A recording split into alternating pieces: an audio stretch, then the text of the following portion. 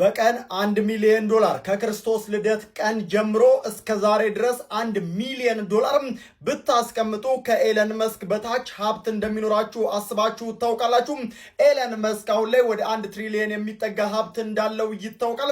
ከክርስቶስ ልደት ማለትም አሁን በፈረንጆቹ አቆጣጠር ከሆነ 2026 ማለትም 2026 ዓመት ሙሉ በየቀኑ $1 ሚሊዮን ብታስቀምጡ እሱ በሀብት ይበልጣችኋል። ሂሳቡን ላሳያችሁ። ምሳሌ ያክል በአንድ ዓመቱ 365 ቀን አለ። ስለዚህ $1 ሚሊዮን የአሜሪካን ዶላር ለ365 ቀን ብናስቀምጥ $365 ሚሊዮን ዓመታዊ ገቢ ይኖረናል ማለት ነው።